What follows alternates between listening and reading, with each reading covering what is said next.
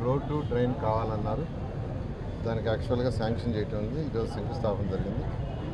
ఇదే విధంగా ఈరోజు నెల్లూరులో 5వ డివిజన్లో పెన్షన్స్, ఎందుకంటే రాష్ట్రంలో ప్రతి నెల, ఈ ఆంధ్ర రాష్ట్రంలో ప్రతి నెల 1వ తేదీ పేదలు నిరుపేదలకు ఒక పెద్ద పండగ, చిన్న పండగ కూడా కాదు.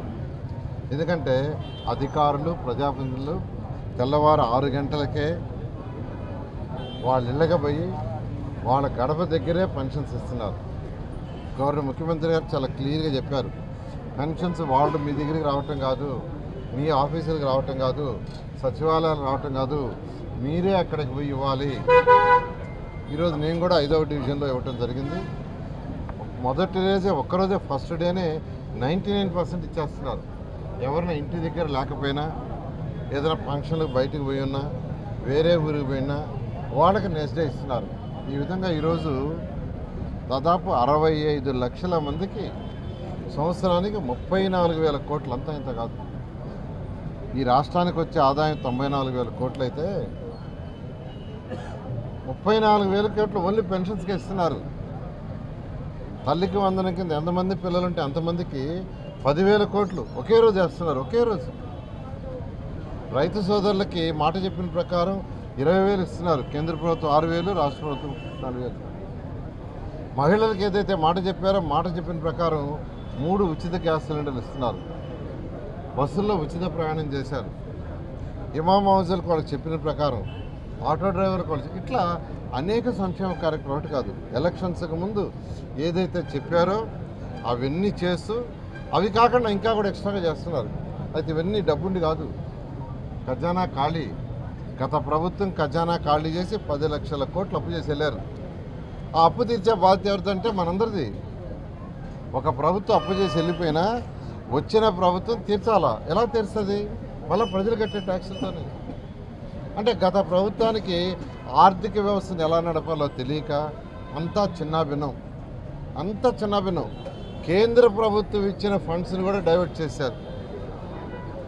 మొన్న ఈ మధ్య టిట్కోస్ ఓపెన్ చేసాం నాయుడుపేటలో. 1,00,000 హౌసెస్ని రాష్ట్రంలో చేసాం. 2014-19లో శాంక్షన్ చేసినాయి. కేంద్ర ప్రభుత్వం డబ్బుల్లో కూడా 95 కోట్లు వేరే దాన్ని డైవర్ట్ చేశారు. వాళ్ళు ఇచ్చిన డబ్బుల్లో కూడా 95 కోట్లు డైవర్ట్ చేశారు. ఈ ప్రభుత్వం వచ్చినంత మళ్ళీ వెనక్కి ఇచ్చింది. ఇలా గత ప్రభుత్వం ఆర్థిక వ్యవస్థను చిన్నాభిన్నం చేసిన గౌరవనీయ ముఖ్యమంత్రి గారు వారికి ఉన్న అపార అనుభూతితో ఈరోజు రాష్ట్రాన్ని ముందుకు తీసుకుపోతున్నారు. ఎక్కువ ప్రయారిటీ ఈ రాష్ట్రంలో ఇండస్ట్రీస్ రావడానికి ప్రయత్నిస్తున్నారు. ఎందుకంటే యువత భవిష్యత్తు చూసుకుంటే ఇండస్ట్రీస్ రావాలా. ఇండస్ట్రీస్ వచ్చినప్పుడు ఉద్యోగాలు వస్తాయి. ఇండస్ట్రీస్ వచ్చి ప్రొడక్షన్ వస్తేనే, ప్రొడక్షన్ సేల్ చేసినప్పుడే ప్రభుత్వానికి జిఎస్టీ వస్తుంది. జిఎస్టీ ద్వారా ఖజానా నిండుతుంది.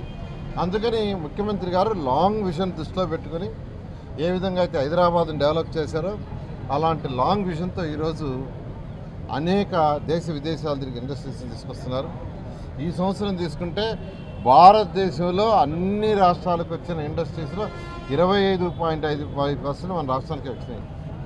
అది కేవలం గౌరవనీయ ముఖ్యమంత్రి గారు, యువనాయకుడు లోకేష్ చేసే కృషితో. నేను నెల్లూరు ప్రజలకు అడిగి చెప్తున్నాను, నెల్లూరులో అనేక వర్క్స్ టేకప్ చేశాం.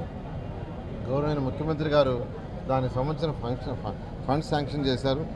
ఎలక్షన్స్కి ముందు ఏదైతే చెప్పామో దానికి ఎన్నో రెట్లు వర్క్ చేస్తాం. అండర్గ్రౌండ్ డ్రైనేజ్ కావచ్చు, డ్రింకింగ్ వాటర్ కావచ్చు, స్టామ్ వాటర్ కావచ్చు, లేదా రోడ్స్ కావచ్చు, లైట్స్ కావచ్చు, పార్క్స్ కావచ్చు, తర్వాత 13 కెనాల్స్ ఏదైతే ఉన్నాయో డ్రైనేజ్ కెనాల్స్ కావచ్చు, స్కూల్స్ కావచ్చు, అన్నీ చేస్తే నెల్లూరు ప్రజల్ని కొద్దిగా ఓపికగా ఉండాల్సిందిగా రిక్వెస్ట్ చేస్తాం. Thank you.